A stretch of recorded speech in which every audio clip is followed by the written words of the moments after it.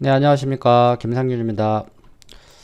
자, 오늘 에디터블 폴리 3D 오브젝트 수정하기 두 번째 시간입니다. 저번에 기본적인 옵션들에 대해서 좀 앞에 부분들을 좀 설명을 해드렸는데, 이번에도 마찬가지로 그 두 번째 부분 항목에 대해서 또 설명을 드리도록 하겠습니다. 자, 박스를 하나 만들었고요. 자, 면을 많이 추가를 하도록 하겠습니다. 자, F4. 자, 박스를 이렇게 만들고, 이렇게 면을 많이 추가한 이유는, 자, 일단 폴리로 가면요. 자, 버텍스 레벨에 소프트 셀렉션이라는 부분이 있습니다. 자, 요게 바로 오늘 이제 배울 또 내용이고요. 자, 나머지 또 버텍스나 여러 가지 내용들에 대해서 또 살펴보도록 할게요. 자, 소프트 셀렉션은, 참고로 여기 마우스를요, 가운데 요 경계 프레임에 이렇게 다가가게 되면은, 이렇게 여러 칸으로 이렇게 만들 수 있기 때문에, 여러분들도 마찬가지로 이렇게 UI를 이런 식으로 좀 조절을 해서 사용하시면 좋을 것 같습니다. 자, 버텍스의 크기가 상당히 좀 커서 파란색으로 많이 보이는데, 자, 버텍스의 크기를 좀 사이즈를 조금 더 줄여 볼게요.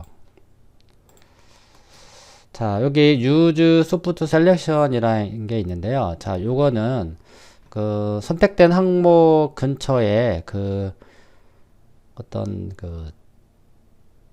어떤 자기장이라고 해야 되나요?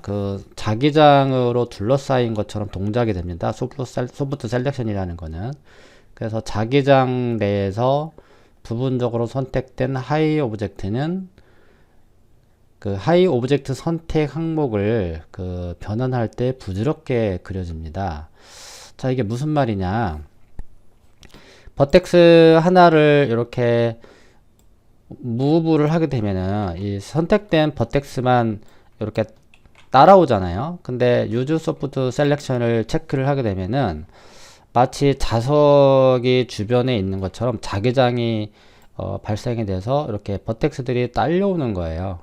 네, 그런 거를 이제 유즈 소프트 셀렉션이라고 하는데, 그래서 뭐 근육이라든지 아니면 어떤 지형이라든지 그런 거를 만들 때, 아니면 이제 주변에 버텍스를 당겨서 어떤 형태를 모델링 할 때 사용한다고 보시면 됩니다.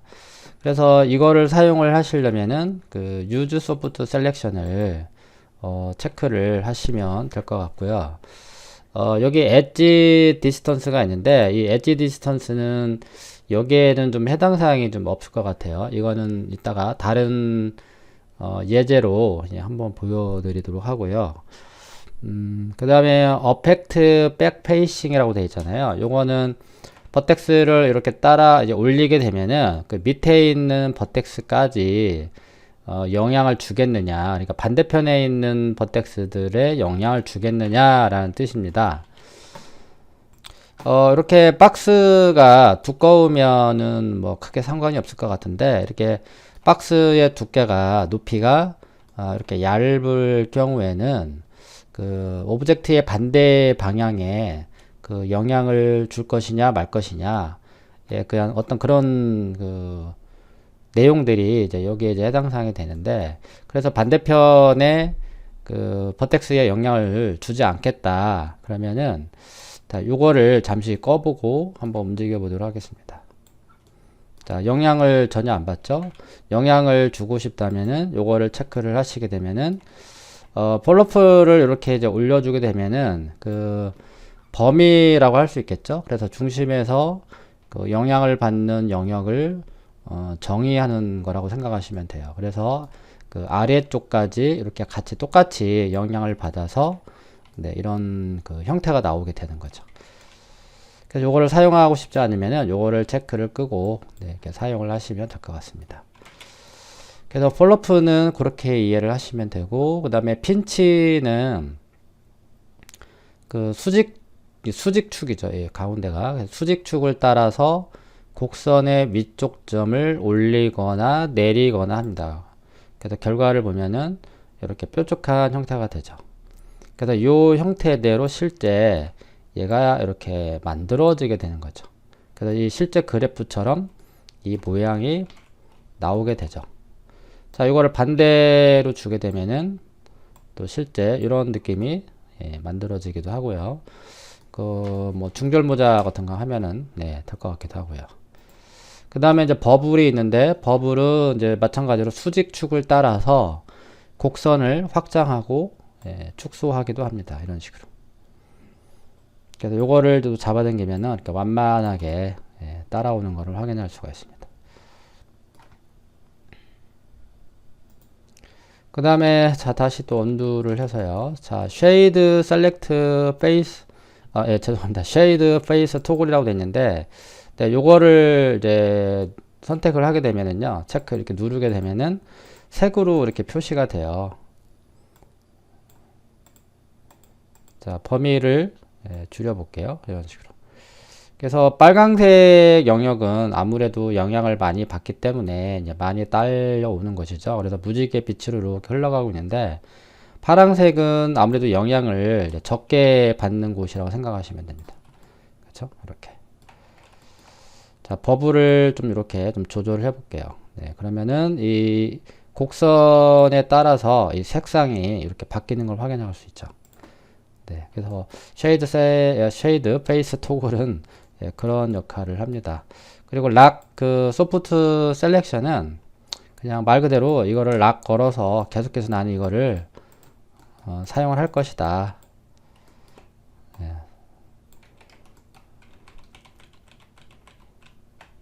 그렇게 하시면 되고요. 그러니까 그 페인트 그 소프트 셀렉션을 사용할 수 있는 범위를 어떤 지정하는 소프트 셀렉션을 잠가 놓는 거다 라고 하시면 됩니다. 그러니까 이거를 잠가 놔서 그냥 이걸 계속 쓰겠다. 그렇게 이해하시면 됩니다. 그 다음에 페인트가 있는데요. 페인트는 이제 마치 그림을 그리듯이 이런 식으로 작업을 하는 거죠. 그래서 다시 W키 눌러서 이렇게 무브를 시킵니다. 밑에 거까지 다 선택됐네요. 여기 락 걸려서 그런 거니까 다시 한번 선택을 해 볼게요. 자, 페인트. 자, 이렇게 그림을 그려주고, 자, 리버트는요, 다시 원래대로 돌아가는 겁니다. 이렇게 이 처음에 그 상태로 이렇게 돌려보낸다. 블러는 뭉개뜨리게 되죠. 다시 한번 할게요. 락 소프트 셀렉션이 지금 락이 걸려 있는데 다시 한번 해볼게요. 페인트를 눌러주시고 마치 이렇게 그림을 그리듯이 이렇게 칠해주는 겁니다. 자, 칠해줬는데 이거를 실제 이제 무브로 잡아당겨 보게 되면은 이렇게 극단적으로 이렇게 딸려오잖아요. 요거를 조금 더 부드럽게 처리를 하고 싶다. 그러면 이 블러를 이용해서 이렇게 칠해주게 되면은 이 빨강색과 이 파란색의 영역의 중간 부분을 부드럽게 처리를 하는 거고요. 블러 사이즈를 올려서 좀 이렇게 크게, 그렇죠? 엄청 커졌죠. 자, 여기 지금 파란색 바깥쪽에도 이렇게 뭔가 영향이 끼치고 있는 것을 확인할 수가 있습니다.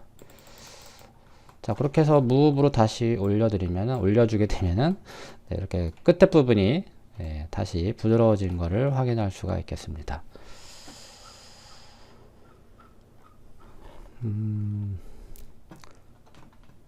그리고 셀렉션 밸류는 그 강도죠, 강도. 그러니까 이거는 1.0으로 그냥 놓고 쓰시면 될 것 같고요. 자, 그리고 브러쉬 스트렝스도 이제 강도인데, 요것도 내려가게 되면은 어떤 딸려오는 범위, 그런 것들이 좀 상당히 약해지고요. 그러니까 이거는 건들지 마시고, 그러니까 셀렉션 밸류와 브러쉬의 어떤 스트렝스 값을 똑같이 그냥 사용을 하시면 될 것 같습니다.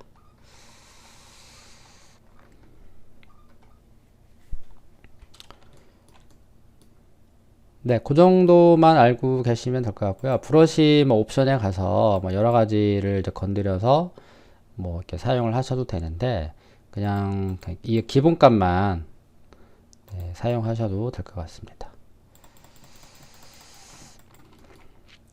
자, 리버트는 다시 원래대로 이렇게 돌린다고 했고요.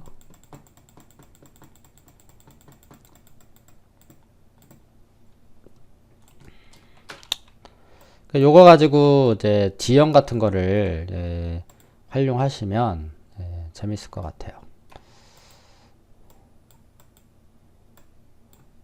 자, 범위가 좀 상당히 크죠.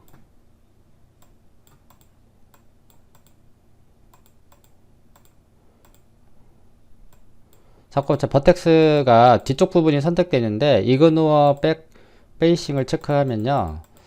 절대로 뒤쪽은 아마 선택이 안 될 겁니다. 그래서 이런 식으로 해서 뭔가 지형 같은 거를 만들어 가면 될 것 같고요. 자, 엣지 디스턴스가 나오는데 자, 주전자를 예를 들어서 또 설명을 해드려 보도록 할게요.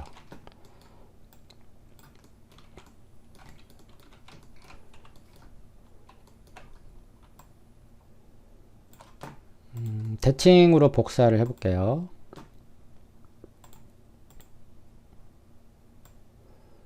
자, 주전자가 자, 두 개가 있고요. 자, 주전자를 선택을 하고 자, 폴리로 컨버트를 했습니다. 그리고 얘를 하나로 만들어내기 위해서 어태치를 이렇게 처리를 하고요. 그 다음에 버텍스 레벨에 가서 Use Soft Selection을 체크합니다. 자, 이쪽에 버텍스를 잡고 내가 뭔가 편집을 할 건데 지금 같이 얘가 움직이는 걸 확인할 수 있어요. 지금 어태치가 되어 있기 때문에 이거를 하나의 같은 물체로 얘가 인식을 하고 있어요. 그래서 폴로프를 올리게 되면은 이렇게 그 물체 두 군데에 이렇게 영향을 받고 있죠.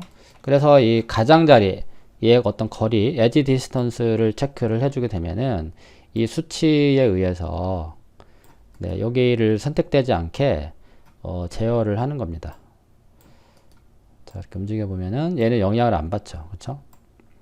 네, 그럴 때 활용하시면 되고 이거는 이제 제가 설명을 좀 돕기 위해서 주전자를 했는데 어떤 그 모델링을 하다 보면은 영향을 주고 싶지 않은 그 부분이 있어요. 네, 그 영향을 주고 싶지 않은 그 부분을 이런 식으로 해서 처리를 하는 겁니다. 뭐 예를 들어 뭐 어떤 캐릭터 모델링을 하는데 뭐 코 부분에만 나는 모델링을 하고 싶은데 자꾸 엉뚱한 곳에 그 소프트 셀렉션이 이렇게 작동이 돼요. 그럴 때는 그 에지 디스턴스를 활용하시면 될 것 같습니다. 자, 요거는 다 지우고요. 자, 이 물체는 우리 앞에 강좌에서 그 만들었던 그 용기예요. 지금 저 2편을 보고 있는 유저라면은 1편 강좌를 보고 오시고 요거를 실제 만들으셔야 됩니다. 그래서 이거를 가지고 이제 여기에 있는 것들을 이제 하나하나 이제 배워 나갈 겁니다. 자, 먼저 배워야 할 것이 이제 폴리곤이거든요. 그래서 폴리곤에 대한 것들을 먼저 살펴보도록 하겠습니다. 자, 이 레벨 중에서 폴리곤 레벨부터 살펴보도록 하겠습니다.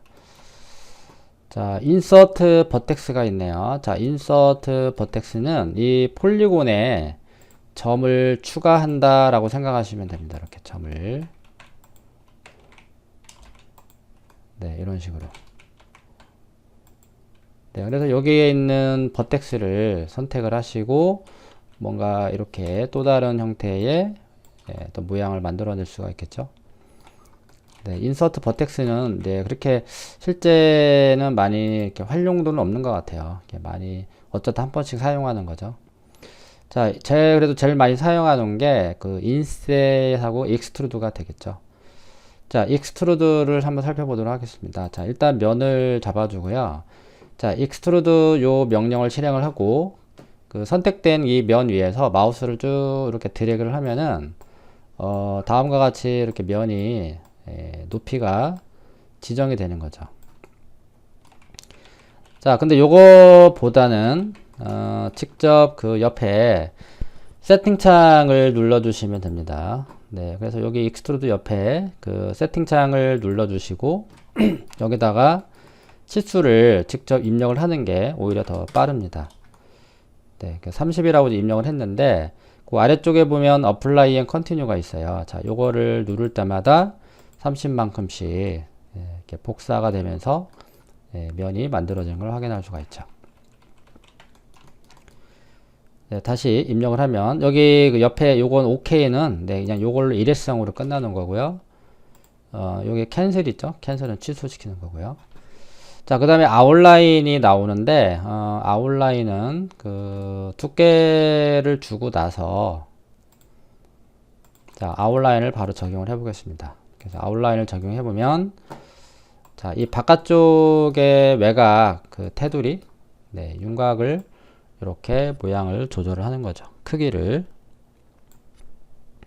근데 저 같은 경우는 아웃라인을 거의 잘 안 쓰고요. 스케일을 많이 활용해요. 그래서 스케일을 눌러주고 여기서 3D 스케일로 이렇게 줄여서 그 아웃라인의 역할을 대신을 하고 있는 거죠. 왜 그러면 저는 이걸 쓰고 있느냐?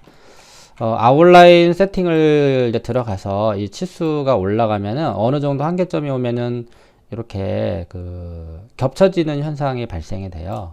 근데 이거를 그 현상을 방지하기 위해서는 이 3D 스케일을 활용하시면은 이렇게 절대로 왜곡되는 일이 없습니다. 그렇죠? 그렇게 해서 저 같은 경우는 그 아웃라인 대신에 스케일을 많이 쓰고 있습니다. 자, 베벨은요, 베벨은 그 익스트루드와 아웃라인을 동시에 설정한다고 생각하시면 됩니다. 그래서 그 베벨의 하위 값을 올려주게 되면 아까 그 보여줬던 익스트루드와 거의 같은 내용이고요. 그 다음에 아래쪽에 보면 아웃라인 있죠. 네, 이런 식으로. 자, 요게 베벨이 되겠습니다. 물론 얘도 마이너스로 이렇게 들어갈 수도 있어요. 자, 그게 베벨이고요. 그 다음에 인셋이라는 거는 그 선택된 그 면에 또 그 사각형이 폴리가 만들어지게끔 이렇게 해주는 게 인셋이 되겠습니다. 자, 인셋은 이제 실제 모델링에 많이 활용이 됩니다.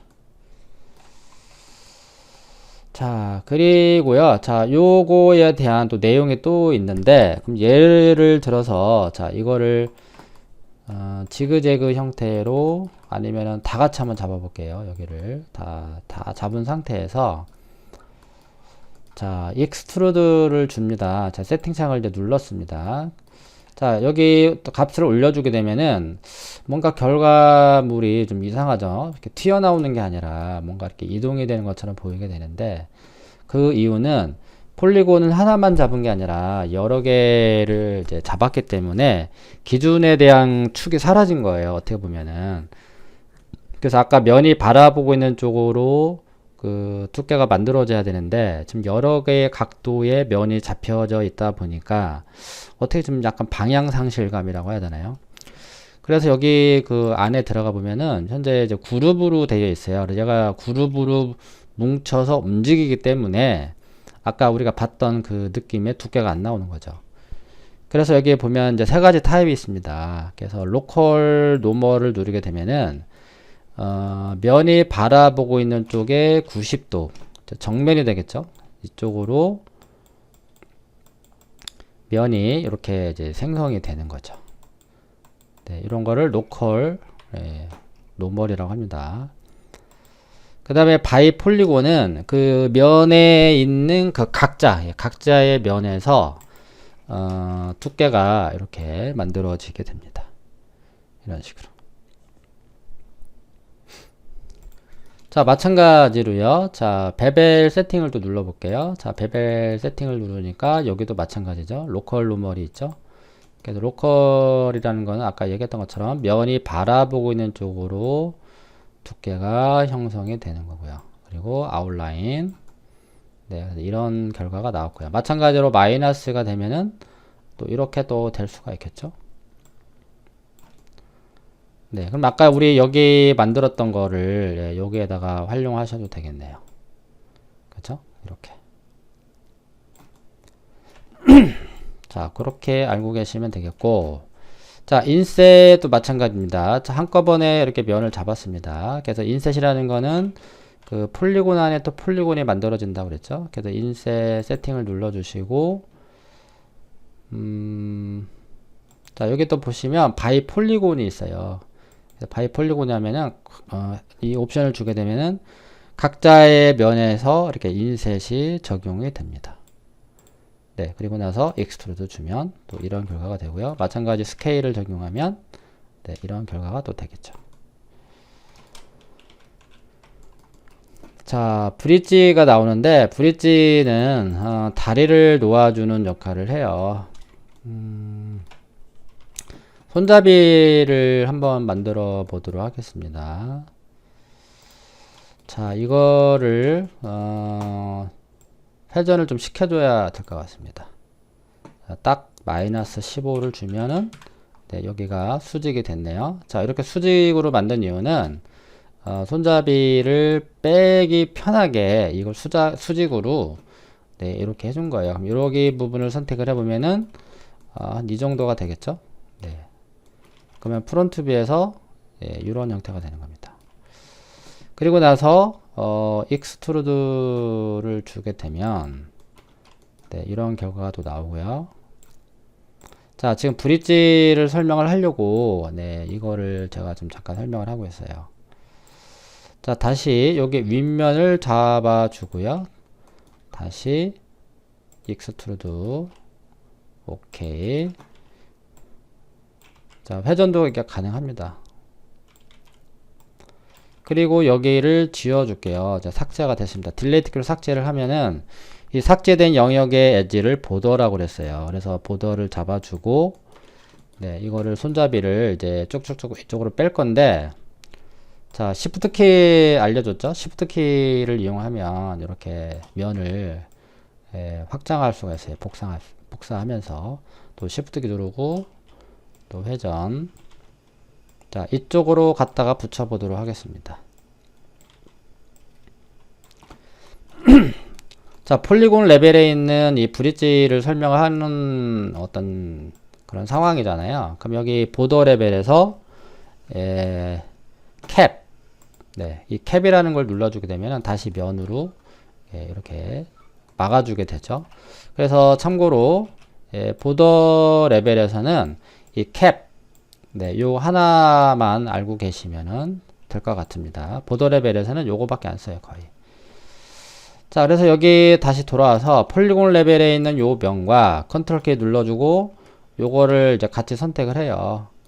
그 다음에 이제 브리지 버튼을 눌러주시면 이렇게 바로 면이 채워지는 걸 확인할 수가 있는데 세그먼트를 주게 되면은 그 가운데에 이 세그먼트를 올려서 네, 이렇게 엣지를 추가할 수 있죠. 그리고 그 옆에 보면 테이퍼가 있어요. 테이퍼는 이제 얇게 할 것인지 아니면은 더 부풀려서 할 것인지 네, 그거에 대한 이야기고 그 다음에 바이어스 있죠. 바이어스는 치우침이에요. 이 치우침은 테이퍼가 적용이 된 상태에서만 이렇게 작동이 된다고 보시면 됩니다. 이렇게 네, 보이시죠? 자, 요게 바이어스. 그 다음에 스무드는 여기를 부드럽게 처리해라. 당연히 올라가는 게 좋을 수도 있고 안 좋을 수도 있는데 그건 상황에 맞게 이 면을 스무드하게 하고 싶으면 올려주시면 되고 각지게 하시려면은 그냥 0으로 놔주시면 되고요. 그 다음에 트위스트를 쭉 줘볼게요. 1 그쵸? 한 번 더 2 그쵸? 이런 식으로. 그래서 요거를 그냥 트위스트 한 번만 이렇게 적용하시면은 이렇게 회전하고 있는 듯한 네, 그런 느낌이 들고요. 그 다음에 트위스트 2 네, 반대로 돌아가죠. 시계 방향이냐 시계 반대 방향이냐 네, 그렇게 이해하시면 되고 그 다음에 유즈 폴리곤 셀렉션 이거는 뭐 선택된 그 면으로 그러니까 이거는 좀 뭐랄까요 바로 어떤 선택된 그 쌍이 그 하나 이상 있는 경우 바로 이제 연결이 되는 거죠. 그냥 요거는 그대로 그냥 활용을 하시면 될 것 같고요.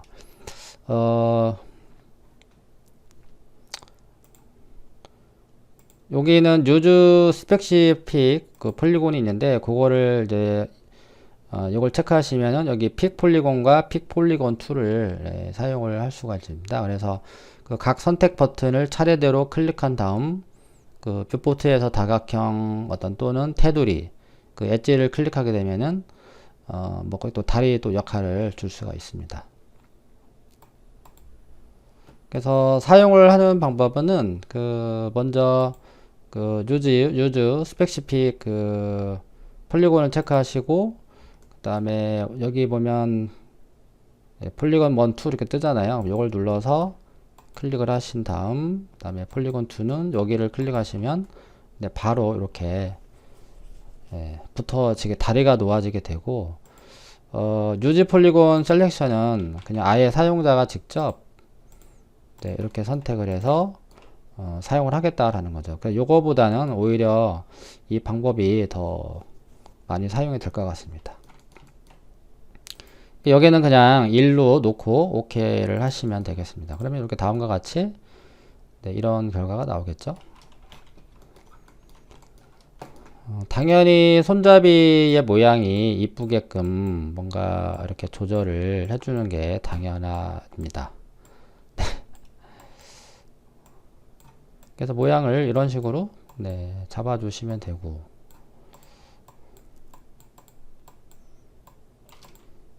자, 두껍다라고 생각이 들면 언제든지 이제 스케일을 사용해서 Y축으로 이렇게 이제 줄여주면 되겠죠.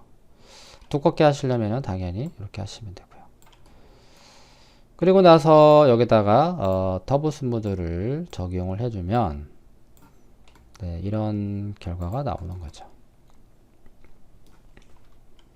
자, 여기서는 손잡이를 그냥 바로 빼도록 하겠습니다. 브릿지를 설명하려고 이렇게 한 거니까.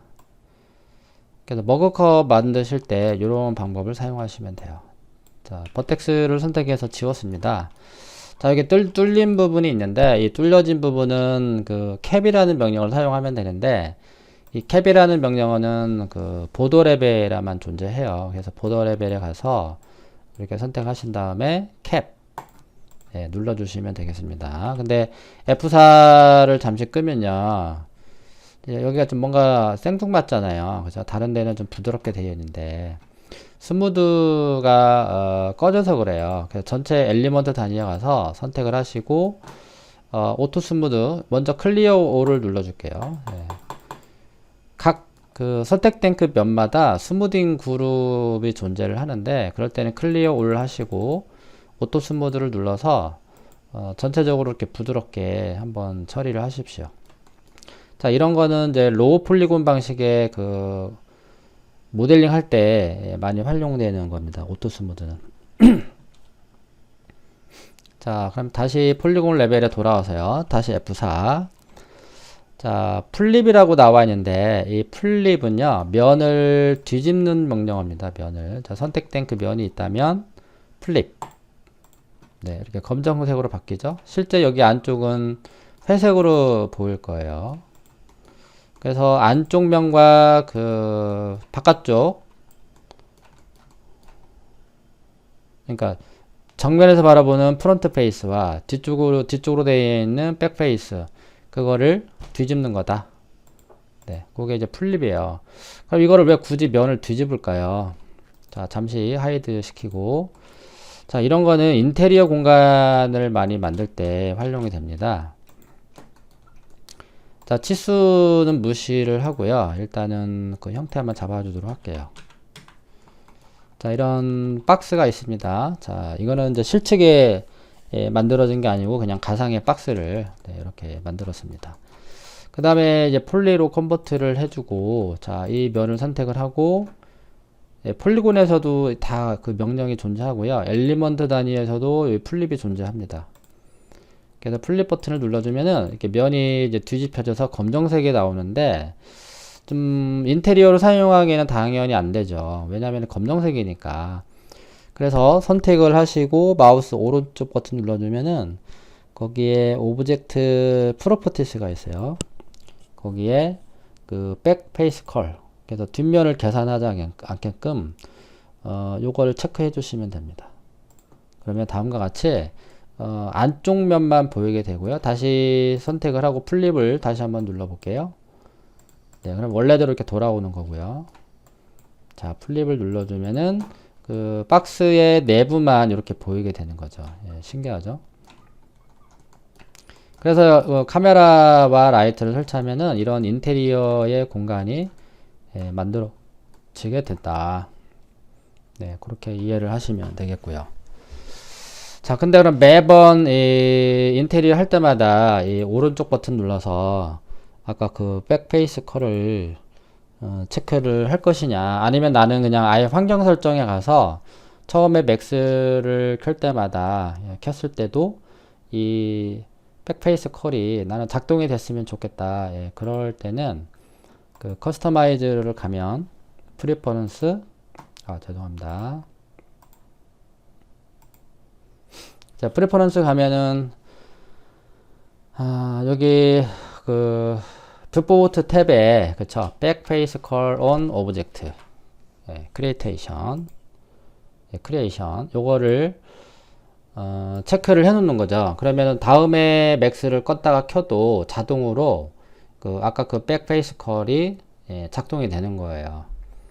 아니다, 나는 그냥 그때그때 그 해당 물체를 선택을 해서 요 명령을 나는 적용하고 싶다. 그럼 요거를 해제하시면 되고요.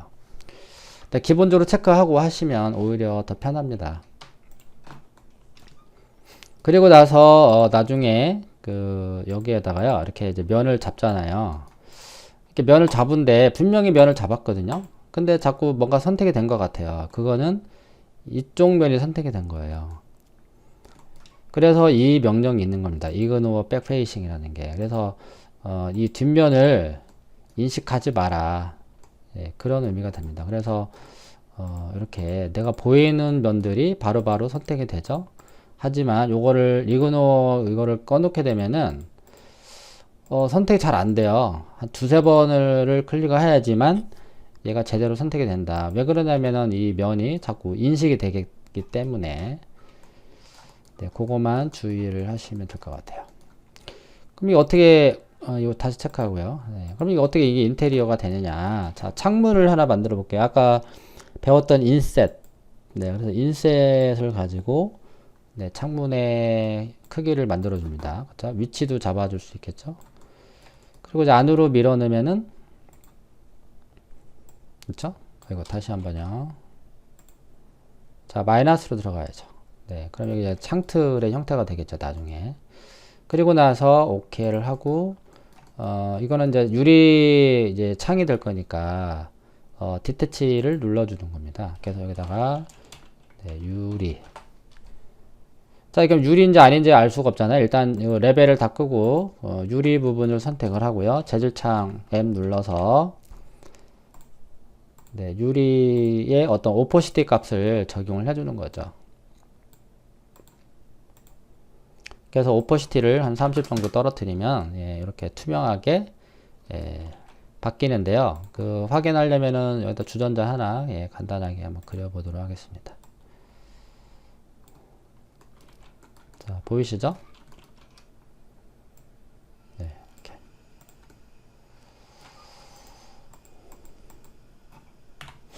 자, 그래서 투명하게 들어갔고요. 여기다가 뭐 창문 틀, 유리창 뭐 이런 거는 레탱글을 이용하시고, 그 다음에 버텍스 스냅을 킵니다. 마우스 오른쪽 버튼. 그래서 여기다가 버텍스만 체크하신 다음에 여기다가 이렇게 사각형을 그려주는 거죠. 그리고 다시 오른쪽 스플라인 컨버트, 버텍스 레벨, 전체 선택. 여기 베지어가 이 핸들이 살아있잖아요. 잠시 스냅 끄고요. 그래서 전체를 잡은 다음에 오른쪽 버튼 눌러서 코너로 바꿔줍니다. 그리고 스플라인 레벨, 아웃라인. 자, 이건 치수에 상관없이 그냥 제가 손길 가는 대로 작업을 하고 있습니다. 실제는 이렇게 안 하죠. 밀리미터, 센티미터 단위로 바꿔주고 그 CAD 도면에 입각해서 작업을 하는 게 맞습니다. 자, 그리고 여기다가 익스트루드를 적용을 해주게 되면 이런 또 창틀이 만들어지겠죠? 네, 이런 식으로. 그리고 걸레바지를 또 설명을 합니다. 자, 엣지 레벨에 가서 자, 이렇게 엣지를 다 잡았습니다. 그리고 나서 커넥트를 적용을 하는 거죠.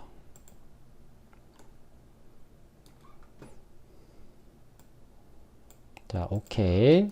자, 걸레바지는 그 청소할 때 벽 더러워지지 말라고 이렇게 층을 하나 만들어 주는 거예요. 자, 얘가 좀 울퉁불퉁한데, 자, 요거를 똑바로 일자로 하시려면은 일단은 스케일을 사용하면 편해요. 네, 스케일을 적용하시고 요 Z축으로 이렇게 하나, 그 다음에 둘, 네, 다시 셋. 그럼 얘가 딱 일자가 됩니다. 요거를 끌어내리면 되죠. 이런 식으로. 그죠? 자, 그럼 여기가 좀 거슬리잖아요. 이런 것도 좀 정리를 할 필요가 있어요. 지금 이거 만들 단계는 아닌데, 자, 분리바다가 지금 여기까지 왔습니다. 그래도 여기서 알아두면 또 좋을 게 있습니다. 자, 이 버텍스를 여기다가 이제 붙여야 됩니다. 네, 그런 게 이제 타겟 웰드라는 명령이에요. 버텍스 레벨에 있는 요 타겟 웰드. 그래서 점을 클릭, 반대편에다가 점을 클릭을 하면은 갖다가 이렇게 붙이는 겁니다. 그래서 클릭, 왼쪽 버튼으로 클릭. 그리고 나서 여기 아래쪽에 있는 이 면들을 다 잡아야 되겠죠? 예, 컨트롤 키를 눌러서 네, 이렇게 다 셀렉트를 해줍니다. 네, 그리고 나서 익스트루드를 주는데 아까 배웠던 우리 로컬 노멀이 있었잖아요. 면이 바라보고 있는 쪽으로 네, 두께가 생성이 되라. 그럼 여기 이제 위에서 바라보면은 내가 준 만큼 면이 바라보고 있는 쪽으로 두께가 만들어지는 거죠. 네, 그럼 요게 걸레바지가 되겠습니다. 그래서 이그노어를 꺼주고요. 이렇게 아래쪽에 걸레바지를 다 선택을 하고 여기는 이제 해제를 하죠. 네. 이게 자꾸 선택돼서 그래요. 그러면 이제 걸레바지만 선택이 됐잖아요. 이거를 이제 디태치를 하는 거죠.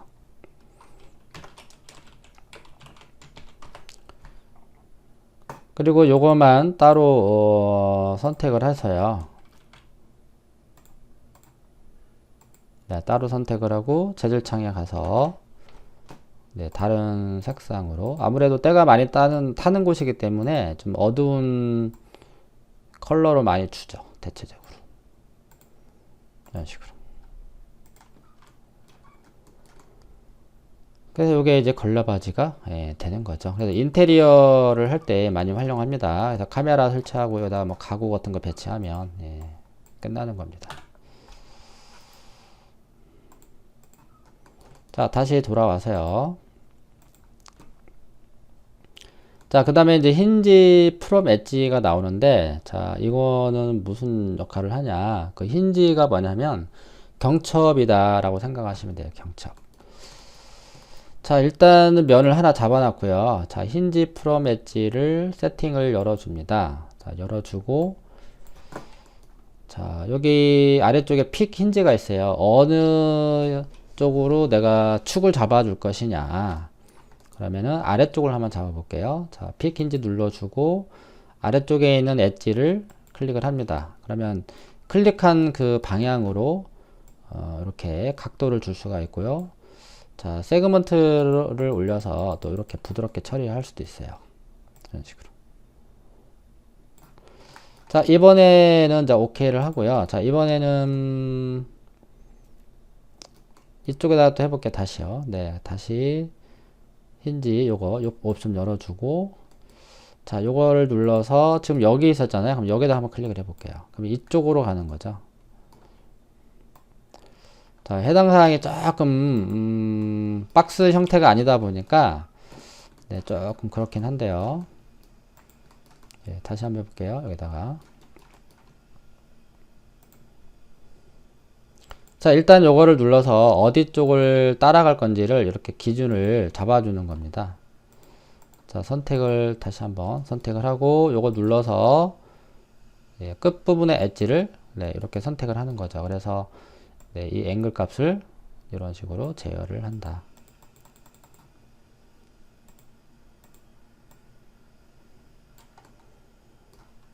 네, 그럼 저는 이거를 잘 안 씁니다. 거의 쓸 일도 없었고요. 자, 그리고 익스트루드 얼롱 스플라인이 있는데, 아까 우리가 이제 손잡이를 만드는 걸 잠깐 보여드렸는데, 이런 거를 활용하시면은 그런 거는 금방 만들어요. 이거는 뭐냐면 스플라인을 따라서 두께가 형성이 되는 건데, 주로 넝쿨이라든지 아니면 뭐 캐릭터의 꼬리 아니면 뿔, 네, 그런 거를 만들 때 활용하면 되게 유용하게 쓸 수가 있는데, 네, 가끔씩 한 번씩 쓰면 좋아요. 자, 어떻게 사용하냐면은 먼저 이 면이 따라갈, 그럼 손잡이 형태로 한번 대충 만들어 볼게요.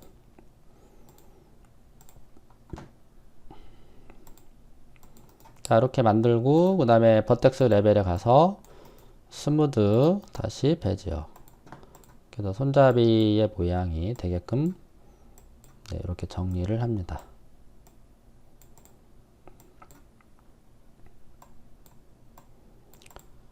네, 요게 끝난 거죠. 네, 그리고 나서 폴리곤 레벨에 갑니다. 그럼 여기가 이 면이 따라갈 거잖아요. 네, 따라갈 거기 때문에 이렇게 선택을 해주시고, 자, 익스트루드 얼롱 스플라인 또 세팅 창을 또 열어줍니다. 자, 그럼 여기 캐디 창에서, 자, 여기 밑에 보시면은 픽스 플라인이라고 뜨죠, 그렇죠? 네, 요 명령을 이용해서 요거를 선택하는 거죠. 네, 그럼 요 명령을 클릭을 하고 이 라인을 선택합니다. 그러면 면이 따라가는 걸 확인할 수가 있고요.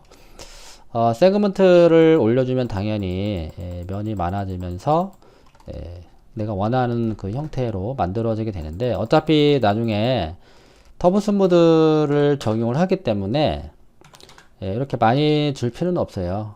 그래서 보기 적당하게 이렇게 세팅을 해주시면 되는 거죠.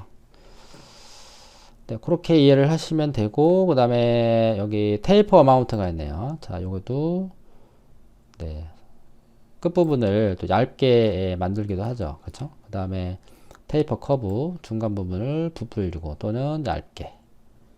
네, 요거는 브릿지에서 있던 것들이랑 흡사합니다. 그 다음에 트위스트. 네, 손잡이를 꼬겠죠?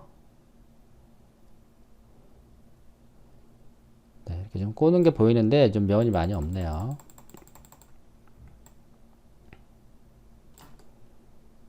네, 아무튼 이렇게 꼬는 거예요. 트위스트의 느낌으로. 그리고 나서 여기 이제 보시면 자, 익스트루드 얼롱 스플라인 얼라인 정렬을 어떻게 할 것이냐, 그거에 대한 내용인데, 자, 클릭을 해보면은 내가 그렸던 그 라인 있잖아요. 그거를 무시를 하고, 그쵸?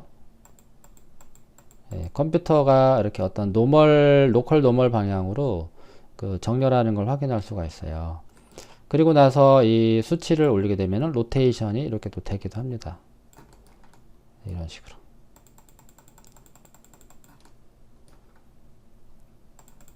네, 이런 거 만들 때 활용하는 거다. 그렇게 아시면 될 것 같습니다. 자, 요거는 이제 다시 지우고요. 그 다음에 에디트 트라이앵글이 있는데, 자, 요거는 뭐냐면은, 자, 밑에 있는 리트라이앵글레이트라는 게 있고 턴이 있잖아요. 이 두 가지의 옵션을 사용하고자 할 때는 요거를 눌러주는 겁니다. 자, 눌러주게 되면은 사각형, 그러니까 폴리 안에 이렇게 삼각형이 또 존재를 해요. 왜냐면 삼각형 두 개가 합쳐져야지 사각형이 되는 거잖아요. 그러면 여기 턴을 눌러서 이 삼각형의 형태를 이렇게 바꿀 수가 있어요. 대칭되게 한번 해볼까요? 이렇게.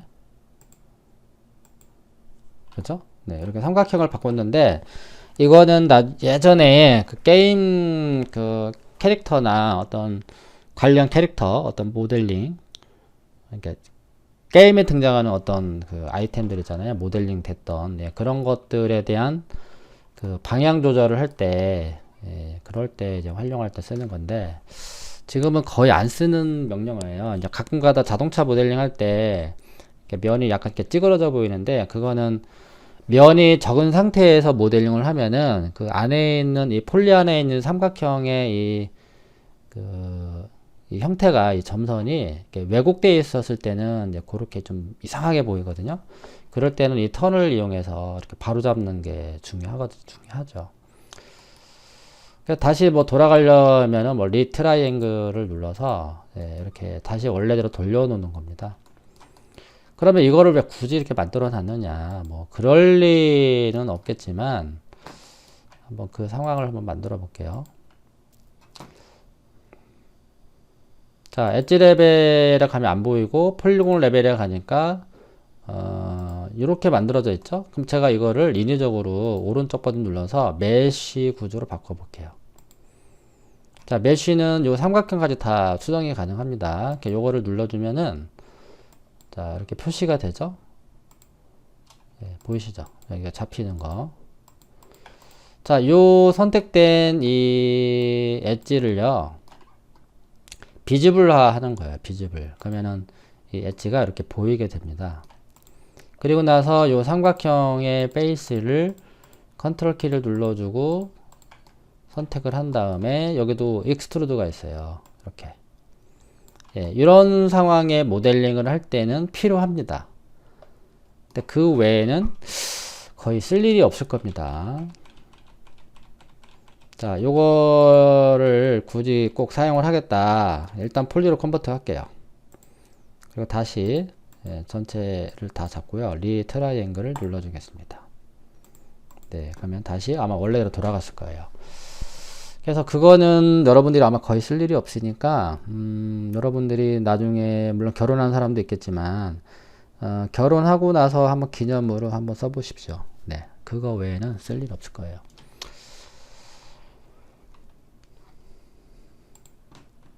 자, 그렇다면 여기 폴리곤 쪽의 레벨을 이제 거의 다 이제 훑어봤고요. 폴리곤 레벨에 있는 여기 크레이트가 있어요. 이 크레이트를 또 잠깐 살펴보도록 하겠습니다. 이 크레이트는 자, 요거 한번 눌러볼게요. 자, 눌러주게 되면은 이렇게 점으로 막 이렇게 표시가 되잖아요. 그쵸? 제가 여기다가 클릭, 클릭, 클릭. 이런 면을 또 만들어 갈 수가 있습니다. 이런 식으로. 신기하죠? 이런 게 크리에이트입니다. 하나, 둘, 셋, 넷. 이런 거 할 때. 뭔가 면을 추가하면서 작업을 하실 때. 그럴 때 활용하면 좋은데, 어쩌다 한 번씩 사용하면 좋습니다. 이런 거는 제가 자주 쓰는 명령어는 아니거든요. 자, 그리고 다시 돌아올게요. 자, 엣지 레벨에 이제 돌아오겠습니다. 자, 엣지 레벨도 이제 중요한 거는, 커넥트 기능이에요. 자, 그러면, 커넥트를 먼저 좀 훑어보고, 그 다음에 나머지는 또 다음 편 강좌에서 또 한번 훑어보도록 하겠습니다. 자, 엣지가 있어요. 자, 커넥트 기능인데요. 자, 마주보고 있는 엣지를 이렇게 선택을 해놓고, 커넥트 버튼을 눌러주면 이렇게 H 모양으로 엣지가 하나 만들어지는 거죠. 자, 만약에 여기까지 나는 세 개를 선택했습니다. 세 개를 선택하게 되면 어떻게 되나요? 여기까지 커넥트가 연결이 됩니다. 이런 식으로. 근데 만약에 여기와 여기를 건너뛰어서 선택을 하시면은 커넥트가 작동이 되지 않습니다. 그죠? 물론 여기를 다 잡고 커넥트 버튼을 눌러주면 한 바퀴를 돌아서 엣지가 추가가 되는 거고요. 커넥트 세팅을 눌러서 하게 되면은 내가 원하는 개수만큼 원하는 간격, 그 다음에 원하는 위치까지 이렇게 제어를 할 수가 있다라는 거. 자, 커넥트는 상당히 많이 사용합니다. 그래서 이거는 꼭 알아두어야 할 옵션이 되겠습니다. 자, 그게 커넥트고요. 가상의 또 박스를 하나 만들어서 또 잠깐 살펴보도록 하겠습니다. 자, 요거 잠시 하이드. 자, 화면 정리요. 컨트롤 시프트 Z, 여기는 L이죠, L. 자, 박스를 정육면체를 하나 만들어 줄게요. 큐브를 이렇게 만들었고요. 자, 재질창 열고 일단 그레이 색상으로 넣어줍니다. 그 다음에 네이밍 컬러에 가서 색상은 블랙, 그리고 폴리로 컨버트. 자, 박스를 가지고 한번 해볼게요. 컨트롤 키를 누른 상태에서 두 개를 잡았잖아요. 커넥트, 그쵸? 그 다음에 이쪽에서 두 개를 잡으면은 커넥트가 안 됩니다. 그래서 세 개를 다 잡아야지 커넥트가 된다. 그리고 커넥트 세팅을 눌렀습니다. 그럼 여기에 개수를 이렇게 올려주고 핀치와 슬라이드까지 같이 주면 좋은데 일단 핀치까지만 해볼게요. 자, 이렇게 된 상태에서 여기에 엣지를 이렇게 선택을 한 다음에 다시 커넥트 세팅을 이렇게 누르셔도 되지만 이미 세팅을 해놨기 때문에 그냥 이 버튼만 이렇게 눌러주시면은 그 전에 적용했던 그 커넥트의 세팅이 이렇게 바로바로 적용이 됩니다.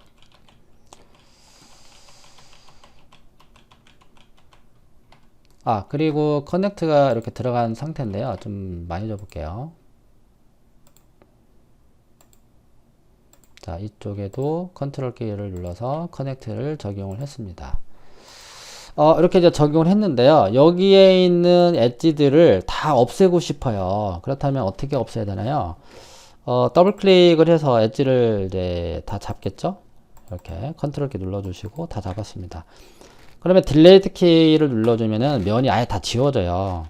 지우는 게 아니라 뭘 어떻게 하라고 그랬죠? 백스페이스라는 그 명령어를 사용하면 지워지게 되는데 그 엣지 레벨에 있는 요 리무브가 바로 그런 기능을 해요. 그래서 이걸 눌러주시게 되면은 우리 눈에는 깨끗하게 지워진 것 같죠? 네. 근데요, 버텍스 레벨에 가보면은 이렇게 버텍스 찌꺼기가 이렇게 남아 있습니다. 그럼 나중에 이걸 모르고 있는 상황에서 터보 스무드를 적용해 주게 되면은 모양이 이상하게 나온다는 거죠. 버텍스들 때문에. 네, 그래서 자, 요거 지우실 때는요. 컨트롤 키를 눌러주고 리무브를 눌러주셔야 된다는 거죠. 또는 컨트롤 키 누르고 백스페이스. 네, 그리고 나서 버텍스 레벨에 가면은 이렇게 깨끗하게 지워지는 것을 확인할 수가 있습니다. 그래서 커넥트를 이용해서 여기를 쭉 따라가서 한번 만들어 볼게요. 자, 컨트롤 키 누르고 그냥 일단 다 선택을 하고요.